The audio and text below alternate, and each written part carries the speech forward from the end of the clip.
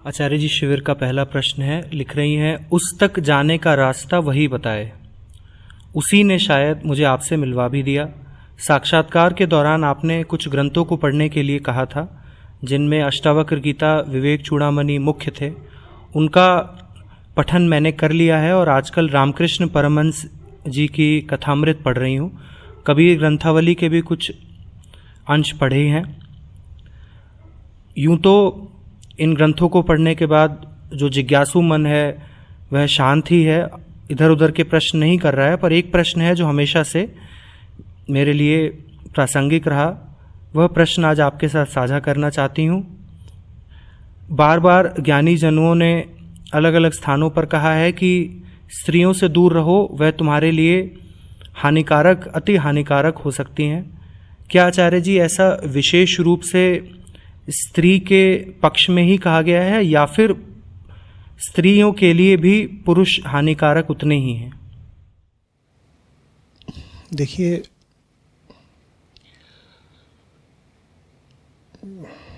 भारत के और पूरब के समस्त प्राच्य दर्शन में लिंग की विशेष महत्ता नहीं है।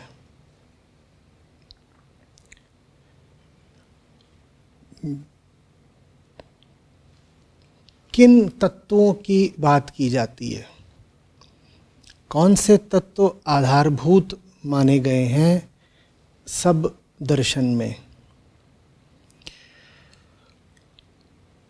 मन, जिसको अनेकों नामों से संबोधित किया गया है। सत्य, जिसे पुनः अनेकों नामों से संबोधित किया गया है।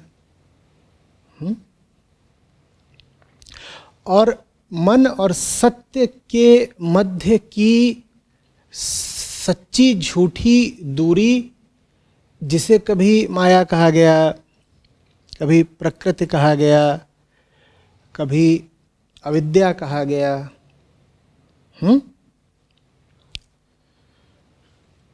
बाकी अध्यात्म के शब्दकोश में आपको जितने भी शब्द मिले, वो समझ लीजिएगा कि इन्हीं दो तीन मूल आधारों के या तो पर्याय हैं या जोड़ घटाव हैं। इन्हीं दो तीन मूल शब्दों को लेकर के एक पूरा आध्यात्मिक जगत, एक समुच्चय, एक यूनिवर्सल सेट खड़ा हो जाता है। ठीक है, उसमें जीव की बात तो होती है, आदमी औरत की बात नहीं होती। अच्छे से समझिए, जीव की बात तो होती है, औरत मर्द की, स्त्री पुरुष की बात नहीं होती। अध्यात्म की दृष्टि में आप में और आप में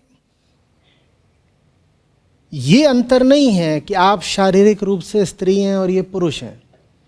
अध्यात्म की दृष्टि से आप में और आप में अंतर बस इस बात का है कि आप माया की ओर कितनी आकर्षित हैं, आपके जीवन के चुनाव कैसे हैं और इनके जीवन के चुनाव कैसे हैं।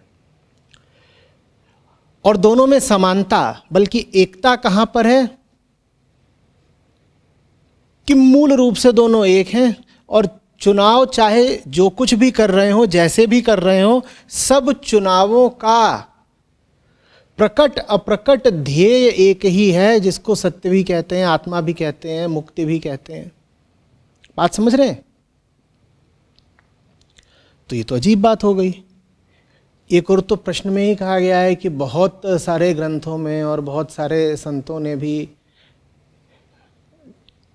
स्त्री को नर्क का द्वार तक बता दिया है, पुरुषों को कहा है स्त्री से दूर रहो, और इस तरह की तमाम बातें कई कई जगह पर तो बड़े विस्तार से कही गई हैं, है ना।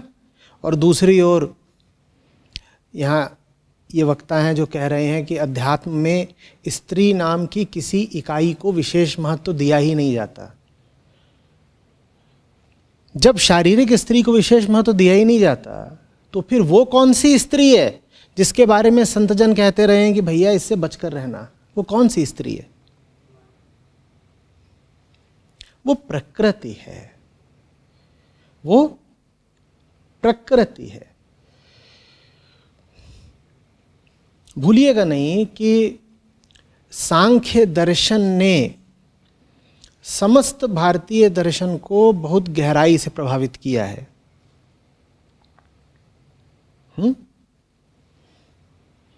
यहां तक कि सांख्य की छाया वेदांत के ऊपर भी दिखाई देती है।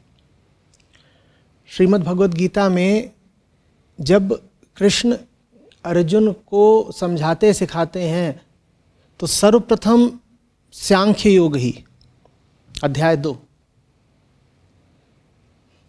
और सांख्य योग बात करता है प्रकृति और पुरुष के संदर्भ में, प्रकृति और पुरुष के संदर्भ में। अब जब पुरुष कह दिया तो वहां पर आम मन में शंका, दुविधा, भ्रम ये हो जाता है कि पुरुष तो हम किसको कहते हैं? मर्द को भी कहते हैं। लेकिन पुरुष से आशय शारीरिक पुरुष नहीं है, लिंग के आधार पर बात नहीं करी जा रही है। लेकिन जब आपने पुरुष अर्थात चेतना का वो तत्व जो सत्य की ओर आकर्षित है, उसको शारीरिक पौरुषता के समतुल्य मान लिया, बल्कि शारीरिक पौरुषता के बराबर ही, शारीरिक पौरुषता का पर्याय ही मान लिया, तो फिर प्रकृति आपको क्या माननी पड़ेगी? अगर पुरुष माने आदमी हो गया तो प्रकृति माने क्या हो जाएगा? औरत हो जाएगा ना। तो ये थोड़ा सा घपला हो गया है और कोई बात नहीं है।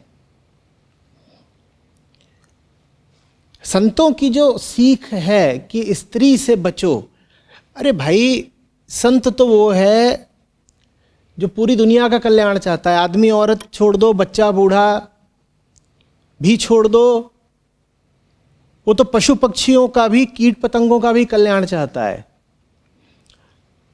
घास के तिनके को भी क्षति नहीं पहुंचाना चाहता। वो तो नदियों, पहाड़ों, पत्थरों के आगे भी सर झुकाता है। उसे तो कण कण में देवत्व दिखाई देता है। जिसको कण कण में देवत्व दिखाई देता होगा, जो गाय की, पीपल की, पत्थर की आराधना कर लेता होगा, वो औरतों को हेय या निंदनीय बताएगा क्या? साधारण बुद्धि की बात है। लेकिन बड़ा बवाल मचा हुआ है। सब दर्शन की, बल्कि दर्शन से ज्यादा धर्म की बड़ी निंदा है कि धर्म ने तो स्त्रियों का शोषण करा है, उनको दबा कर रखा है। सब धर्म ही नारी के प्रति उपेक्षा ही नहीं, हिंसा से भरा हुआ है। कुछ पहुंचे हुए लोग तो कह जाते हैं कि भारत का धर्म मिसोजिनिस्ट रहा है। मिसोजिनिस्ट समझते हैं?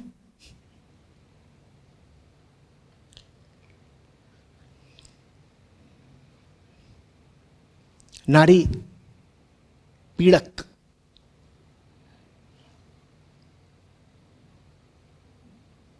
ऐसा नहीं है।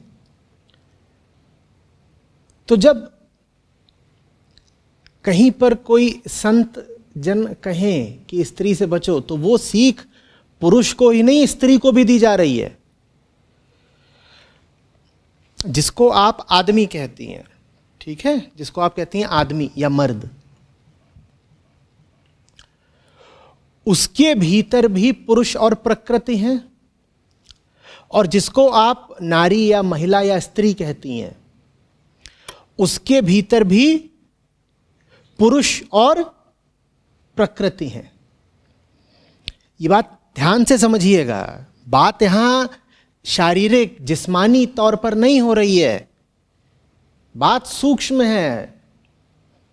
पर अगर बुद्धि सूक्ष्म नहीं है तो सूक्ष्म बात को भी हम क्या बना लेते हैं? मोटी बात, स्थूल बात।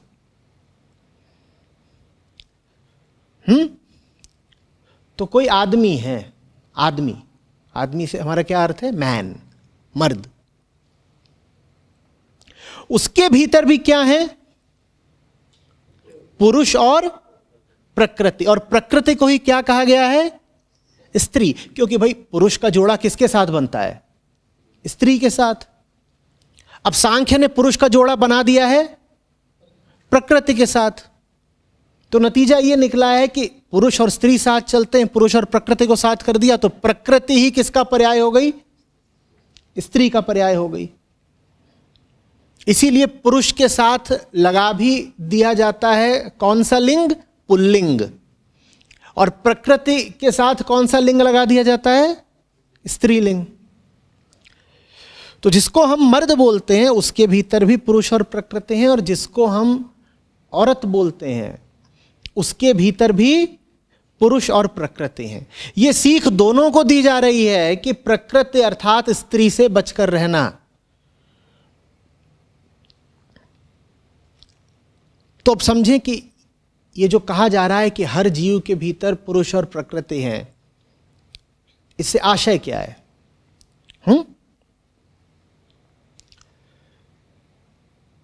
प्रकृति है वो सब कुछ जो बिल्कुल यंत्रवत है।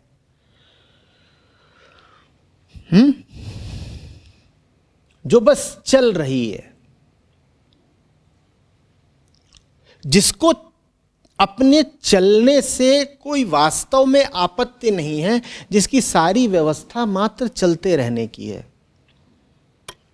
जो एक चक्र में घूम रही है और उसे उस चक्र से बाहर आने की कोई लालसा नहीं है। अर्थात प्रकृति वो जिसे मुक्ति की कोई आकांक्षा नहीं है। बात समझ रहे हैं?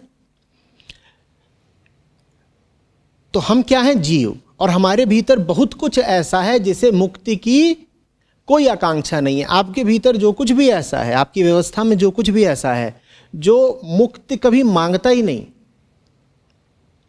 जिसको जीवन के ढर्रों से कोई आपत्ति होती ही नहीं, वो अधिक से अधिक ये कहता है कि मुझे और ज्यादा सुविधाजनक और सुखद ढर्रे दे दो, उसको कहते हैं प्रकृति। वो मुक्ति नहीं मांगता, वो अधिक से अधिक क्या मांगता है?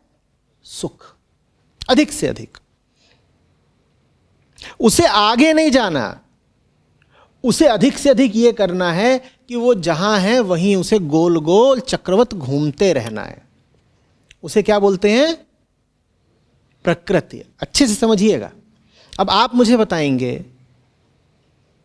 कि हमारी व्यवस्था में प्रकृति के उदाहरण क्या क्या हैं। हमने प्रकृति को कैसे परिभाषित किया? वो जो जिस तल पर है, वो जो जिस दायरे में, जिस चक्र के भीतर है, उस चक्र के भीतर ही संतुष्ट है, उसे बाहर नहीं आना, उसे मुक्ति की कोई आकांक्षा नहीं है।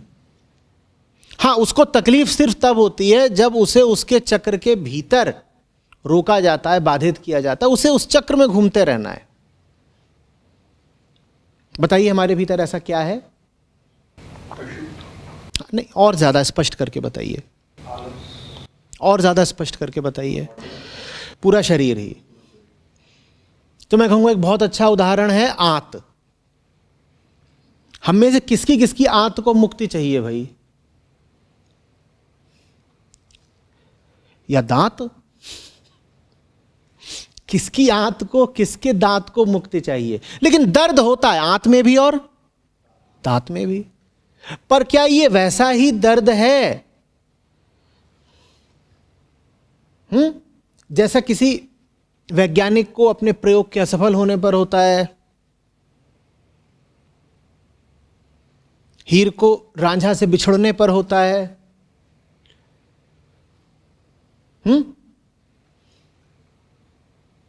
संत को अपनी साधना के अपूर्ण रह जाने पर होता है? क्या आंत और दांत का दर्द ऐसा होता है?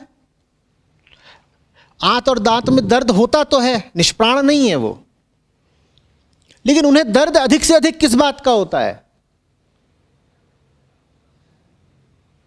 किस बात का होता है? एग्जैक्टली इन्होंने कहा साइकिल से हटने का। उनका चक्र नहीं टूटना चाहिए।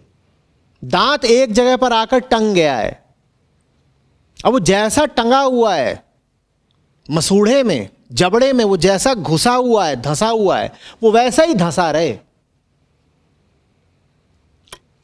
और जो ये मांस में धंसा हुआ दांत है, इसको अगर कोई मुक्का मार करके उखाड़ दे तो दांत को बड़ी जोर का दर्द होता है। आंत को क्या चाहिए? आंत को भी अपने ढर्रे चाहिए। एक प्रकार का भोजन मुझ में आता रहे, मैं उसमें कुछ रासायनिक जैविक क्रिया करती रहूं, उसमें से जो कुछ भी पचाने योग्य है उसको सोख लूं, और जो कुछ पचाने योग्य नहीं है उसको आगे निकाल दूं कि भैया उत्सर्जित करो। ये आंत का काम है। आंत को दर्द कब होगा? जब उसमें कुछ ऐसा पहुंच जाए जिसके लिए उसकी रचना ही नहीं हुई है, या उसमें जो पहुंचा है वो आगे बढ़ने की जगह अटक जाए, अब आंत को दर्द हो जाएगा। और क्या है हमारे भीतर? जो चलते तो रहना चाहता है, पर इतना कभी नहीं चलना चाहता कि चलते चलते दूरी निकल जाए, आगे ही निकल जाए, पार चला जाए। चलता तो खूब है, जैसे दांत चलता है, जैसे आंत चलती है, जैसे पलक झपकती है, जैसे दिल धड़कता है। और क्या है हमारे भीतर? जो निरंतर चलता है, लेकिन चलता अपने चक्र में ही है, बाहर नहीं जाना उसे। रक्त इन्होंने कहा, बहुत बढ़िया। और अब इन्होंने थोड़ी सूक्ष्म बात कर दी, इन्होंने कहा मन। हमारे मन में बहुत कुछ ऐसा है जो संतुष्टि पाता है पुराने ढर्रों में, अतीत के संस्कारों में। वो सब कहलाएगा प्रकृति। उसी को नाम दे दिया गया है स्त्री भी। ठीक है, समझ में आ रही है बात? लोगों को देखा है ना, वो सोचते तो हैं, हर समय सोचते रहेंगे, जैसे बीमारी हो गई हो सोचना, लेकिन एक ही तल पर और एक ही चक्कर के बीच सोचेंगे। इतना ही नहीं, एक ही विचार उन्हें 2-2 घंटे में पलट पलट के आएगा। अरे भाई, यही बात सोचनी थी तो सोच तो लिया, अभी 2 घंटे पहले भी यही सोचा था, आपको जरा आगे का कुछ नहीं। ये जो है, जो पलट पलट कर जीने में, उतार उतार कर पहनने में, 2 कदम दाएं जाने में और फिर 2 कदम बाएं जाने में ही यकीन रखता है, वो हमारे भीतर विद्यमान है। उसको कहते हैं प्रकृति। पूरा शरीर ही एक तरह से प्रकृति है। ये उंगलियां, ये आंख, ये नाक, ये सब बहुत ही संस्कारबद्ध तरीके से चलते हैं। इनके जैविक संस्कार हैं। जिसे हम मन कहते हैं, उसके संस्कार जैविक भी हैं और सामाजिक भी हैं। कुछ तो वो शारीरिक रूप से वृत्तियां लेकर आता है जन्म के साथ ही, और बाकी सब कुछ वो कहाँ से पाता है? समाज से, दुनिया से, शिक्षा से, यहाँ से। लेकिन जहाँ से भी पाता हो, चाहे शरीर से पाया हो, चाहे समाज से पाया हो, रहता वो अपने चक्र के भीतर ही है। जो कुछ भी अपने चक्र के भीतर संतुष्ट है और चक्र के भीतर ही नाचने गाने में तृप्त है, उसको कहते हैं प्रकृति, या फिर आम बोलचाल की भाषा में स्त्री। तो फिर हमारे भीतर का पुरुष कौन हुआ? कुछ ऐसा भी है हमारे भीतर जो हमें इस शिविर में ले आता है। अब ये शिविर आपके ढर्रों का हिस्सा तो नहीं है, आप कुछ नहीं जानते हैं क्या होने वाला है।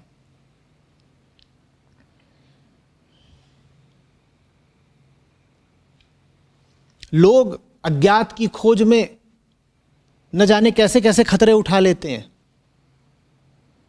जान गंवाना तो छोटी बात है, वो अपना पूरा व्यक्तित्व, अपनी पूरी अस्मिता तक गंवा डालते हैं न जाने क्या पाने के लिए। भीतर हमारे कुछ ऐसा बैठा है जो किसी सीमा के भीतर रहकर संतुष्ट हो नहीं पाता, उसे कुछ और चाहिए।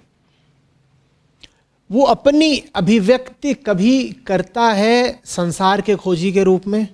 जब वो संसार के खोजी के रूप में अपनी अभिव्यक्ति करता है तो वैज्ञानिक इत्यादि बन जाता है। जब वो स्वयं को उद्घाटित करके अपनी अभिव्यक्ति करता है तो वो कलाकार, लेखक, चित्रकार आदि बन जाता है। जब वो शारीरिक तौर पर सब सीमाओं को तोड़कर कहीं निकल जाना चाहता हो तो वो पर्वतारोही बन जाता है, अंतरिक्ष यात्री बन जाता है, गहरे समंदर का गोताखोर बन जाता है। ये सब क्या करा जा रहा है? ये सब वो करा जा रहा है जो करने के लिए प्रकृति आपको कभी प्रेरित नहीं करती। हमको देखो, हमारे शरीर को देखो, हमारी प्रकृति हमसे कहेगी कभी कि जा करके एवरेस्ट पर चढ़ जाओ? कहेगी? तो कौन बैठा है हमारे भीतर जो सारे खतरे उठाकर भी हमसे कहता है जा, चढ़ जा, तू चढ़ जा, हिमालय पर चढ़ जा। क्या मिलना है वहां पर? आंत से पूछो कभी हिमालय जाना है? आंत कहेगी पगला गए हो क्या? खाना लाओ, खिलाओ, हम भी सोए, तुम भी सो जाओ। दांत से पूछो कि चढ़ना है बिल्कुल हिमशिखर पर, वो कहेगा मैं तो बजूंगा, मेरा वहां इतना ही काम है कि मैं दंदना के बजूंगा, मुझे काहे परेशान कर रहे हो वहां ऊपर चढ़ा करके। ये सब नहीं ठीक। हृदय से पूछो, हृदय माने वो सूक्ष्म हृदय नहीं, ये जो मांसपेशियों का लोथड़ा बैठा हुआ है छाती में, इससे पूछो कि क्या भाई चढ़े ऊपर? क्या कहते, देखो दादा ऑक्सीजन होती है वहां कम और हमें करना पड़ेगा बहुत श्रम, तो वहां नहीं चढ़ने का। फेफड़ों से पूछो तो कतई विद्रोह कर देंगे, कहेंगे पगला गए हो, यहां अच्छा चल रहा है मामला, सब ठीक है, नहीं जाना ऊपर। घुटनों से पूछो, वो कहेंगे हम तो वैसे ही, जिद तुम्हारी और झेलेंगे हम, इस पूरे शरीर का वजन हम ही पे आना है। शरीर तो पूरा इनकार ही कर देगा। और ये तो अभी मैं बात कर रहा हूं बस एवरेस्ट की। अब बात अगर करें चंद्रमा पर जाने की, मंगल ग्रह पर जाने की, अरे किसी और आकाशगंगा तक पहुंच जाने की, तो ये शरीर क्या बोलेगा? क्या बोलेगा? और बात करूं अगर किसी धर्म युद्ध की, तब भी शरीर क्या बोलेगा? जरूरत क्या है यार, क्यों फालतू के पंगे ले रहे हो? ये क्या धर्म युद्ध जो हो रहा है चलने दो, शांति से घर में बैठो ना, ठंड बहुत है, राड़ा नहीं करने का। लेकिन सूरमा होते हैं जो जान भी रहे होते हैं कि जान जाएगी तो भी जानबूझकर जान गंवाने को तैयार हो जाते हैं। ये कौन बैठा है हमारे भीतर जो शरीर की परवाह नहीं करता, जिंदगी की परवाह नहीं करता, हाथ तो नहीं है, फेफड़ा भी नहीं है, नाक भी नहीं है, समाज प्रदत्त संस्कार भी नहीं है, प्रकृति प्रदत्त संस्कार तो बिल्कुल ही नहीं है। ये क्या चीज क्या है हमारे भीतर जो कुछ ऐसी अतृप्त है कि उसे कुछ बहुत दूर का चाहिए, और उसे वो दूर की चीज ना मिले तो वो बेचैनी रहती है। उसको कहा गया है, क्या कहा गया है? पुरुष। ये जो पुरुष है ना, ये बड़ी बीच की स्थिति में होता है, जैसे फंसी हुई हालत में। इसके एक तरफ तो है इसका ध्येय जिसको कहा गया है मुक्ति, और इसकी दूसरी तरफ कौन है? प्रकृति, जिसको कहा गया है स्त्री, और ये फंसा हुआ है। समस्त अध्यात्म इस पुरुष को ही संबोधित करता है। सारा अध्यात्म पुरुष मात्र के लिए है, मुक्ति के लिए नहीं है अध्यात्म, क्योंकि जो मुक्त हो ही गया है वो अध्यात्म का क्या करेगा। और प्रकृति के लिए भी नहीं है अध्यात्म, क्योंकि प्रकृति तो जिस हालत में है वो उस हालत में ही तृप्त है। प्रकृति और मुक्ति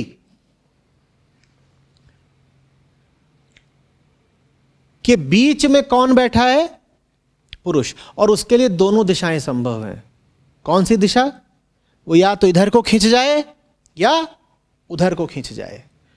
तो जितनी सीख हैं सब धर्म ग्रंथों की, सब ज्ञानी जनों की, उनमें किसको संबोधित किया जा रहा है? पुरुष को। और पुरुष माने आदमी या मर्द नहीं, पुरुष माने आपकी चेतना का वो तत्व जो मौजूद तो है पर मौजूद नहीं होना चाहता, जो अधूरा तो है पर अधूरा नहीं रहना चाहता, उसको पुरुष कहा जाता है। पुरुष माने मेल नहीं होता, पुरुष माने मेल नहीं होता अध्यात्म की भाषा में, MALE। जब अध्यात्म में पुरुष की बात हो तो उसको मेल नहीं समझ लेने का, वो कोई और बात हो रही है।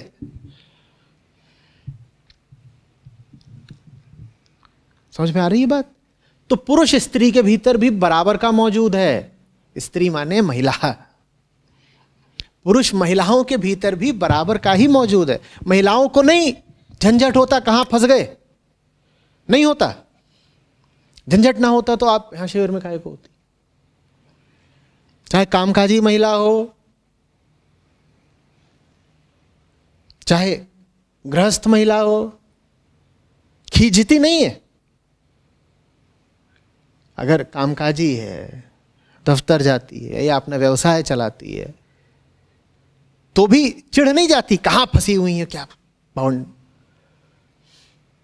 और अगर घर में ही रहती है तो भी नहीं कहती है चूल्हा चौकी, इसी के लिए पैदा हुए थे, यही करना है बस। पति का खाना, बच्चों के कपड़े, यही चलता रहेगा जिंदगी भर। उसके भीतर भी कुछ बैठा है जो मांग रहा है मुक्ति। ये जो मुक्ति मांग रहा है इसका नाम है पुरुष, और जो मुक्ति नहीं मांग रहा है उसका नाम है प्रकृति। ये बात याद रहेगी। हमारे भीतर क्या है? दोनों। हमारे भीतर कोई है जिसे मुक्ति बिल्कुल नहीं चाहिए, वो बहुत सारा है। कितने किलो आपका वजन? अगर आपका वजन है 70 किलो तो आपके भीतर 70 किलो ऐसी सामग्री है जिसे मुक्ति बिल्कुल नहीं चाहिए। लेकिन आपके भीतर कोई है जिसका कोई वजन तो नहीं है पर ताकत उसमें बहुत है, उसे मुक्ति चाहिए। उसको कहा गया है पुरुष।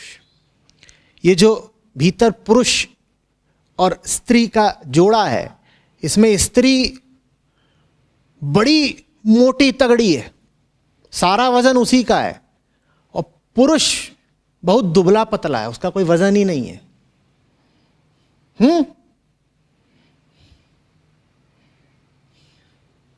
बात समझ में आ रही है? जितना वजन है किसका है?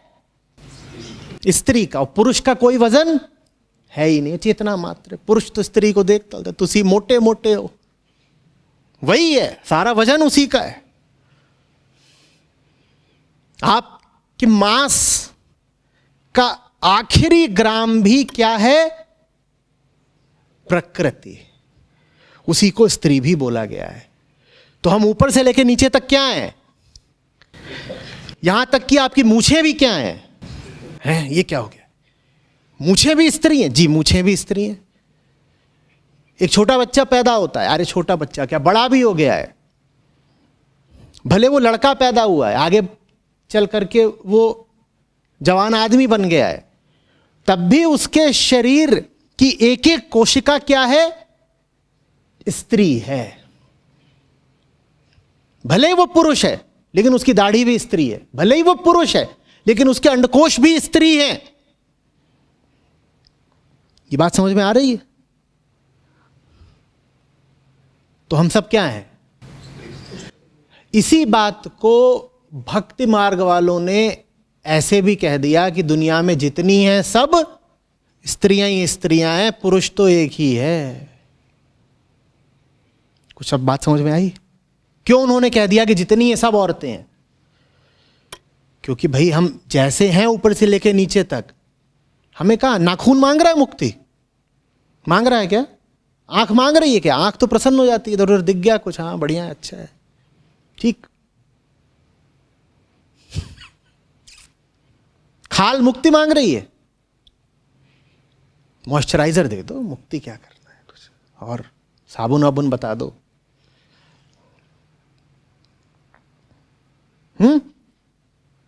लेकिन आप मोटे हो कि पतले हो, नाटे हो कि लंबे हो, बच्चे हो कि बूढ़े हो, और आदमी हो चाहे औरत हो, हम सब में अनिवार्य रूप से पुरुष भी मौजूद है। और वो पुरुष बड़े झंझट की चीज है। उसी पुरुष की बेचैनी को संबोधित करने के लिए, उसी को शांत करने के लिए सब अध्यात्म की रचना की गई है।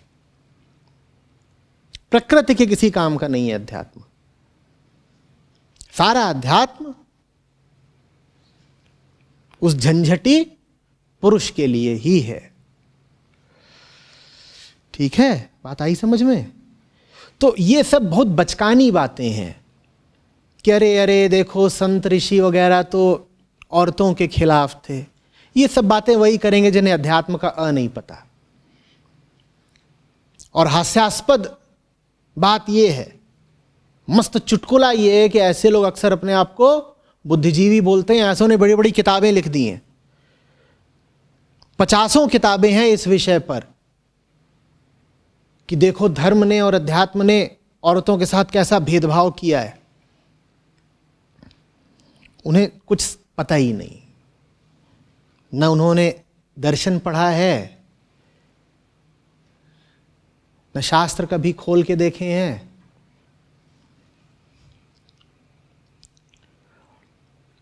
वो अपनी भाषा का इस्तेमाल कर रहे हैं किसी ऐसे वाक्य का अर्थ निकालने के लिए जो उनकी भाषा में लिखा ही नहीं गया है। बात समझ में आ रही है?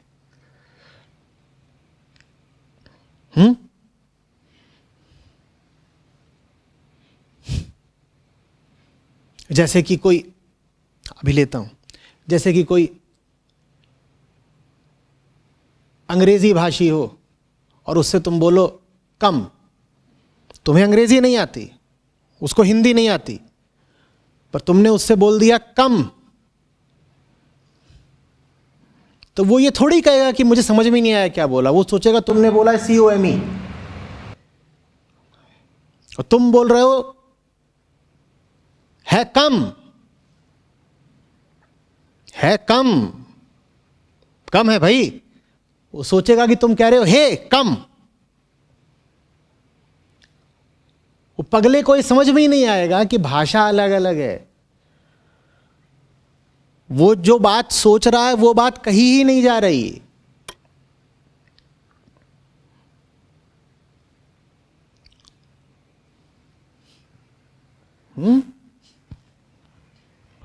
आचार्य जी, जैसे आपने बोला कि इस जो वजन है वो स्त्री का ज़्यादा है और पुरुष का कोई वजन ही नहीं है, तो यहाँ पे जैसे फ्रेम ऑफ रेफरेंस मैटर कर रहा है कि आप मटेरियलिस्टिक वर्ल्ड में अगर आप देखें तो स्त्री का बहुत वजन है और आध्यात्म की नज़र से देखें तो पुरुष का वजन बहुत ज़्यादा है, ऐसा कह सकते हैं? नहीं, अध्यात्म पुरुष के लिए ही है। हाँ, पुरुष के लिए ही है, पुरुष केंद्रित है, पुरुष के अलावा कौन है जो चीत्कार कर रहा है? पुरुष के अलावा कौन है जो छटपटा रहा है? एक बात बताइए, पशु होते हैं, पशुओं के लिए कभी आवश्यक रहा है क्या कि उनको किसी तरह की आध्यात्मिक धार्मिक शिक्षा वगैरह दी जाए? नहीं ना। क्यों? क्योंकि पशुओं के भीतर वो तत्व ही नहीं जो मुक्ति मांगता हो, और अगर वो तत्व मौजूद भी है तो बहुत क्षीण शक्ति के साथ मौजूद है। कोई पशु कभी बेचैन होता नहीं, इसीलिए किसी पशु को किसी अध्यात्म की कभी जरूरत पड़ती नहीं। आदमी बहुत उदास, दुखी, अतृप्त, अपूर्ण रहता है। बुद्ध का पहला आर्षवचन याद करिए, जीवन दुख है। ये बात आप किसी बंदर को या गधे को या शेर को या सुअर को नहीं कह सकते। वो कहेगा जीवन दुख है, ऐसी तो कोई बात है नहीं भाई अपने साथ। भाई अपना तो लाइफ कूल चल रही है। हटो, सामने से अमरूद है उधर पेड़ पे, कैसे दुख है जीवन? Life cool. आदमी अकेला है जिसके लिए जीवन दुख है। तो जब जीवन दुख है और लोग दुखी हैं, तो लोगों के दुख को देखकर ऋषियों ने करुणावश कुछ शोध किया, कुछ सीख दी, कुछ बातें बताई। उसी को कहा जाता है अध्यात्म। आप परेशान न होइए तो अध्यात्म का आपके लिए कोई उपयोग, कोई मूल्य बिल्कुल भी नहीं है। चूंकि आप परेशान हैं, इसलिए आपकी परेशानी को दूर करने के लिए अध्यात्म है। और यहां पर स्पष्ट करना जरूरी है कि अध्यात्म आपकी उन परेशानियों को दूर करने के लिए नहीं है जिनका संबंध प्रकृति और मात्र प्रकृति से है।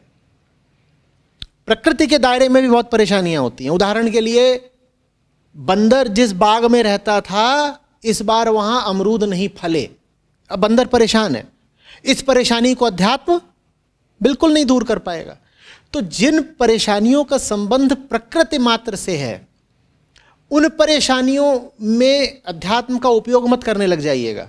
बहुत लोग करते हैं, बल्कि ज़्यादातर लोग यही करते हैं कि जाएं ज़रा हनुमान जी को लड्डू चढ़ाएं तो लड़का पैदा हो जाएगा, या परीक्षा में नंबर आ जाएंगे, या पैसे मिल जाएंगे। इन सब बातों का संबंध मुक्ति की छटपटाहट से है क्या? तो धर्म का और अध्यात्म का क्षेत्र सिर्फ उतना है जितने में आप मुक्ति के लिए तड़प रहे हैं। जहां पर आप प्रकृति के लिए तड़प रहे हैं, वहां धर्म कुछ नहीं कर पाएगा आपकी मदद, बिल्कुल नहीं। आप जाएं कहें मेरी शादी नहीं हो रही है, गणेश जी मेरी शादी करा दो, तो ये धर्म नहीं है, ये मूर्खता है। कोई गणेश जी इसमें आपकी कोई मदद नहीं करने वाले, उनका ये काम ही नहीं है। कुछ बात समझ में आ रही है? घुटने में दर्द रहता है, कह रहे जाके फलाने पेड़ के 5 चक्कर मार रहे हो तो घुटने का दर्द ठीक हो जाएगा। अरे भाई, ये अध्यात्म का काम नहीं है घुटने का दर्द ठीक करना। वजन बढ़ गया है, वजन कम करने के लिए लोग कह रहे हैं कि हम योग करते हैं। अरे योग का काम वजन घटाना थोड़े ही होता है।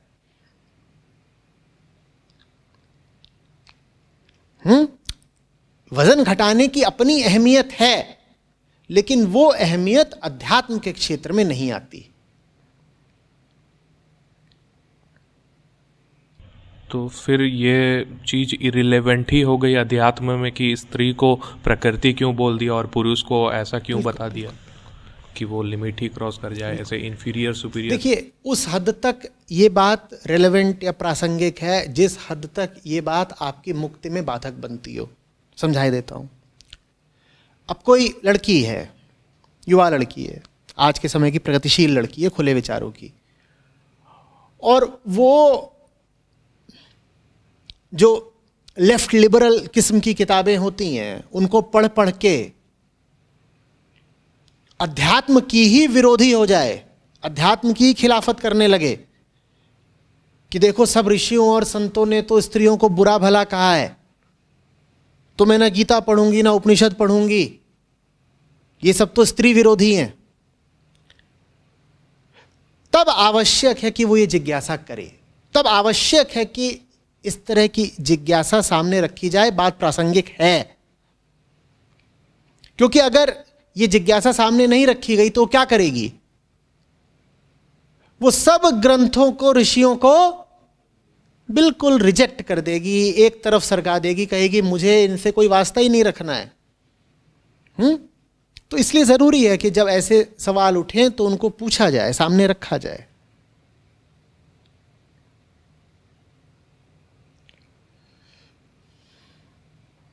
और बहुत दुष्प्रचार हुआ है धर्म के साथ पिछले खास तौर पर 50-100 सालों में बड़ा दुर्व्यवहार हुआ है, विशेषकर भारत में। इतना दुष्प्रचार किया गया है अध्यात्म और धर्म के खिलाफ कि धर्म स्त्री विरोधी है, धर्म जाति प्रथा का समर्थक है, धर्म रूढ़िवादी है, अंधविश्वास मूलक है, कि खास तौर पर जो नई पीढ़ी है ये करीब करीब पूरे तरीके से धर्म से विमुख हो चुकी है। और धर्म से विमुख होना उतनी बड़ी समस्या नहीं होती, क्योंकि अगर कोई धर्म से पूरी तरह विमुख हो जाएगा तो उसे छटपटा के वापस आना पड़ेगा। और ज़्यादा बड़ी जो दुर्घटना हुई है वो ये है कि लोग नकली धर्म की तरफ चले गए हैं। नकली धर्म जानते हैं क्या होता है? जहां पर अपने प्रकृतिगत उद्देश्यों की पूर्ति को नाम दे दिया गया है अध्यात्म का, जहां बातें सब प्रकृति के दायरे की जा रही हैं, लेकिन बैनर लगा हुआ है धर्म या अध्यात्म का। और वहां सब बातें यही चल रही हैं जो बिल्कुल पूरे तरीके से भौतिक हैं। मैंने कहा जिस भी चीज का वजन है वो किस क्षेत्र में आती है? प्रकृति के क्षेत्र में। अब बातें चल रही हैं कि कौन सी धातु की थाली में खाना खाया जाए, कितनी मालाएं पहनी जाएं, कौन सी अंगूठियां धारण की जाएं, ग्रहों की, नक्षत्रों की,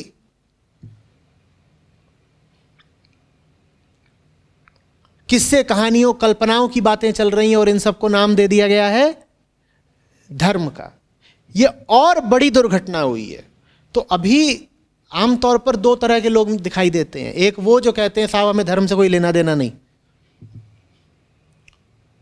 और जब वो कहते हैं उनका धर्म से कोई लेना देना नहीं तो उनका कहना होता है हम ईश्वर में विश्वास नहीं करते। अरे बाबा, धर्म कब कहता है कि तुम ईश्वर में विश्वास करो? धर्म तो ये कह रहा है तुम परेशान हो, अपनी परेशानी दूर करो। ईश्वर का धर्म से क्या लेना देना है? वेदांत तो साफ बोलता है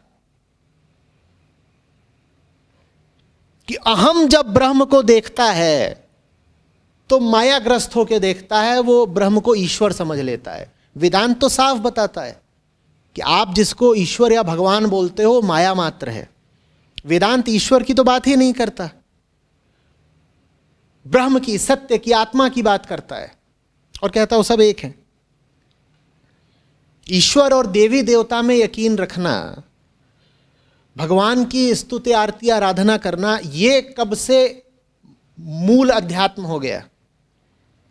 तो कुछ तो लोग इस तरीके के हैं जो कहते हैं हम ईश्वर में विश्वास नहीं करते, साहब हमारा धर्म से कोई ताल्लुक नहीं है, हम प्रगतिवादी हैं, हम रेशनलिस्ट हैं। ये एक तरह के मूर्ख हैं। और इनसे बड़े मूर्ख वो हैं जो कहते हैं नहीं हम धर्म में विश्वास करते हैं और कहते हैं हमारा धर्म क्या है, वो हम इतने मुखी रुद्राक्ष पहनते हैं, 50,000 की रुद्राक्ष की माला खरीदी है, ये हमारा धर्म है। उनके लिए धर्म का ये सब मतलब होता है, कर्म कांड, इधर उधर की बातें दुनिया भर की, फलानी तारीख को जा कर के फलानी नदी में डुबकी मार लो तो पुण्य मिलता है, फलानी दिशा में सर करके न सोया करो, इतने बजे से पहले खा लो, इतने बजे से पहले नहा लो, ये सब बातें इनको वो समझते हैं कि ये सब धर्म की बातें। अरे ये धर्म की नहीं बातें हैं, ये तो रूढ़ियां हैं। धर्म रूढ़ियों को चुनौती देने का नाम है, धर्म जिज्ञासा है, धर्म वो ताकत है जो सब रूढ़ियों को, प्रथाओं को, जंजीरों को तोड़ देती है, परंपराओं को आगे बढ़ाने का नाम धर्म नहीं होता। न ही संस्कृतिबद्ध होता है धर्म। ये और बहुत बड़ा लोगों के मन में भ्रम है कि धर्म का और संस्कृति का जैसे कोई मौलिक रिश्ता हो। तो संस्कृति में, कल्चर में कुछ चीजें चली आ रही हैं, लोग सोचते हैं यही धर्म है, यही धर्म है, क्योंकि ये हमारी संस्कृति है। धर्म एक खुली संस्कृति को जन्म जरूर देता है, इसमें कोई संदेह नहीं, लेकिन संस्कृति के पुराने ही तत्वों को आगे बढ़ाते रहने का नाम धर्म नहीं है।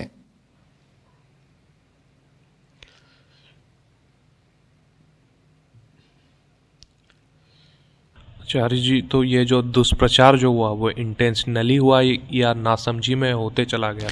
दोनों बातें हैं। पहली बात तो मैं नासमझी को और बदनीयती को बहुत अलग अलग नहीं समझता। आपने कहा इंटेंशनली माने बदनीयती के साथ, आपने कहा नासमझी माने अनजाने में। मैं इन दोनों को बहुत अलग अलग नहीं समझता। आचार्य जी, तो जैसे इंटेंशनली अगर हुआ जिस केस में भी, तो इसका मतलब उनको साफ पता था, डिस्टिंग्विश था। साफ तो जिसको पता हो गया वो साफ हो गया। साफ इतना पता ही होता तो वो बचे क्यों रहते, वो भी साफ ना हो जाते। साफ पता होता कुछ नहीं था। बात बहुत सीधी है। अध्यात्म मूलतः किसको चुनौती देता है? पुरुष की प्रकृति की तरफ खिंच जाने की, आकर्षित हो जाने की वृत्ति को। ये जो हमारे भीतर पुरुष बैठा है ना, जिसको मैं अभी मोटे तौर पे अहम कह दूंगा, अहम, उसमें बड़ी वृत्ति होती है, टेंडेंसी होती है क्या, कि जा करके प्रकृति से माने स्त्री से लिपट जाए। उसका काम ही यही है। जहां दिखी नहीं प्रकृति माने स्त्री, वो वहीं जाकर के लिपट गया। अब अध्यात्म समझाता है कि बेटा एक तरफ तो तुम कहते हो मुक्ति चाहिए और दूसरी तरफ तुम लिपटते हो भुक्ति से। अब तुम चुन लो कि मुक्ति चाहिए कि भुक्ति चाहिए। भुक्ति माने भोग। तो पुरुष अगर ऐसा है कि उसकी नीयत मुक्ति की है, तो वो ऐसे ऋषि की बात का एहसान मानेगा। मान लीजिए आप भुक्ति की ओर भगे जा रहे हैं, प्रकृति और स्त्री की ओर भगे जा रहे हैं, और एक आता है ऋषि। और ऋषि माने वो नहीं जो दाढ़ी बना बढ़ाए और सर में बांधे बाल को जटा और कमंडल वगैरह लेके आपके पास आ गया है कोई बूढ़ा आदमी, उसको मैं ऋषि नहीं कह रहा। जो कोई भी अपने भीतर प्रकाश रखता हो उसी का नाम ऋषि है। ये उसकी उम्र से और उसके कपड़ों से और उसके बोलचाल हाव भाव से उसके ऋषित्व का कम लेना देना है। तो आके आपको बताए कि देखो तुम उधर को भाग रहे हो, ये ठीक नहीं है। अब अगर आपकी नीयत मुक्ति की है तो आप तुरंत कहेंगे अच्छा हुआ आपने बता दिया, ऋणी रहूंगा आपका, एहसान मानूंगा आपका, ठीक है। लेकिन अगर तुम्हारी नीयत ही है भोगने की, कि आज तो बढ़िया मसाला मिला, आज भोगेंगे, और बीच में कोई आकर के ऋषि तुम्हें टोक रहा है, तो तुम क्या करोगे?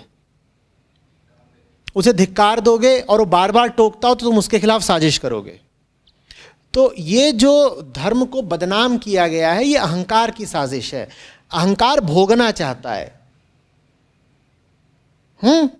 बहुत जमीन की और चालू भाषा में कहूं तो अहंकार को रंगरेलियां मनानी है। अध्यात्म अहंकार को रंगरेलियां मनाने से रोकता है। क्यों? क्योंकि अहंकार अगर रंगरेलियां मनाएगा तो खुद ही दुख पाएगा। अध्यात्म को कोई आनंद नहीं आता किसी के सुख को बाधा दे करके। जब आप सुख की ओर भाग रहे हैं तो वास्तव में आप अपने दुख की ओर भाग रहे हैं। इसलिए कोई ऋषि आपको टोकता है कि ये जो तुम कर रहे हो तुम्हें भारी पड़ेगा। लेकिन अगर आपकी नीयत ही खराब है तो आप कहेंगे ये ऋषि टोकता मुझे बहुत है, मैं इस ऋषि को हमेशा के लिए बर्बाद कर देता हूं। वैसे भी ये तो मर चुका है, इसकी किताबें बची हैं, मैं उन किताबों का ऐसा अर्थ करूंगा और ऐसी ऐसी दुष्प्रचार की बातें लिखूंगा इसकी किताब के बारे में कि दुनिया ऐसी किताबों को पढ़ना ही छोड़ दे।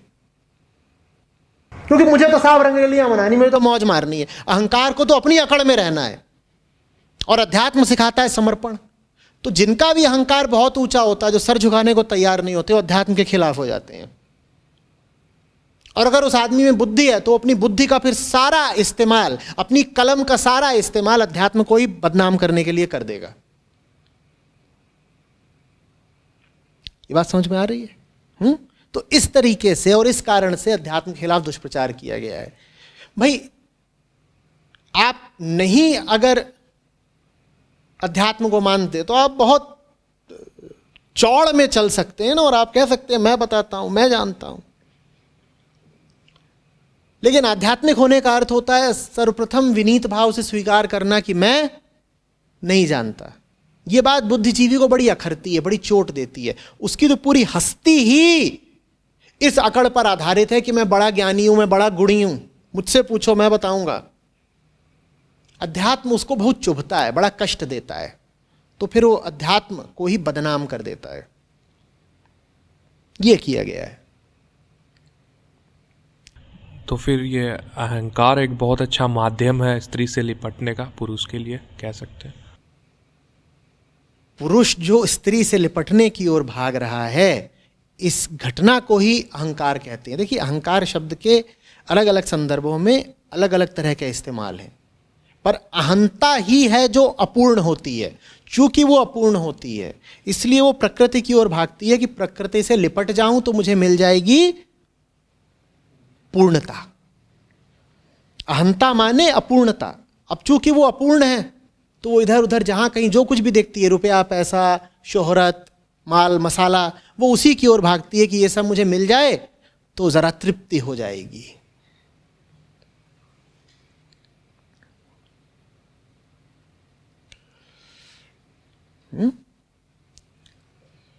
स्पष्ट है बात? कहिए। So as we are saying now that the material part of us is Prakriti and the immaterial part is seeking for Mukti. So is this just a model for helping us to understand, or else is this factual? No, it's a model. It's just a model. It's a model because the body itself is a model. What do you mean by a model? That which represents something. Whatever you can think of or conceptualize is just a model. Because if it is not a model, then it ought to be the truth. It is not the truth, obviously, because the truth is not bodily. Obviously. So every word is just used to model something. When we are speaking, we are actually modeling. A model and a concept are fundamentally the same thing. Right? So it is a model. But it's a very, very useful model. Useful for whom? For one who is... For the body? Yeah. Useful for? The Purush. The Purush itself is the model, right? But then there is somebody who is dissatisfied. We can consider the structure of the mind itself is like that, entangled, and we are modeling this way to understand it. And That's right. Because there is nothing else that can reach the mind except words. And every word is an exercise in modeling. So it is a model. There is no doubt about it. But then what else can be used? rather we can look at the mind as a mechanism. Whatsoever is mechanical within you, that is Prakriti. Right? And then there is something that is dependent on the body and yet not satisfied with just things bodily or material. That is what is called as Purush. That Purush is not Atma. That Purush is consciousness, Chetna. That consciousness is very much dependent on the body. If your head is banged with a hammer, consciousness will take a beating. Right? So the situation of the Purush is that it is in a relationship with the body, and yet that relationship will never satisfy it. Just like the husband and wife thing or man-woman thing. So the entire body, you could say, is the wife. I'm not trying to have any gender connotations here, but then that's the thing. The entire body is the wife. And then there is the husband, who is definitely attached to the body. As I said, if you bang the body with a hammer, the consciousness too will suffer. It is not that just the brain will take a beating. The consciousness too will suffer. But then the brain is not consciousness. Though the consciousness is definitely dependent on brain, there is some relationship. And consciousness is not merely dependent on the brain, it is actually dependent on the entire body. Even if your knee is hit with a hammer, it affects your consciousness. Does it not? But is the consciousness the knee? The consciousness is not the knee. The consciousness is similarly not the brain. But it is in a relationship with the brain. And that consciousness seeks liberation. All spirituality addresses not the brain, but that urge of the consciousness to get liberated. Therefore, those who apply only the brain in comprehending the spiritual notes definitely end up misinterpreting. Because the ones who are bringing spirituality to you are not talking to your brain. They are speaking to your consciousness. What is the difference between brain and consciousness? Brain is that which comprehends using its well-settled old patterns. Brain is a system, a mechanism. It's a pattern. It's a particular way. Consciousness can go beyond the old ways. Spirituality brings something new to you, and the brain with its old ways cannot decipher that. But consciousness can, though it would stretch the consciousness. It would demand a lot from the consciousness to really know what the seers are saying to you. But still, it is within the capacity of consciousness to get a whiff of what an Upanishad is saying to it. The brain can make no sense. The brain can at most translate. The brain can at most interpret like a computer. Can a computer understand? You can have artificial intelligence or whatsoever, but can a machine or a process or a system ever understand? Understanding is a function of consciousness, not anything that has weight, not anything that is bodily or material. If a awakened mind gets knocked up with a hammer, will it forget everything? The Vivek you mentioned. Whatsoever is in the purview of memory is prone to be forgotten, because memory is very much bodily. Memory resides in the cells. Memory is a material thing. So you can hit the brain of an awakened one with a hammer, and everything that was in the purview of memory would be gone.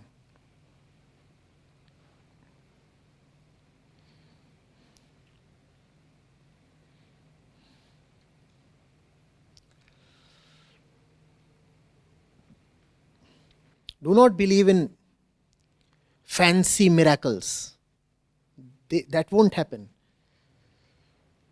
If you shoot a so-called awakened person, he will bleed. That's Prakriti.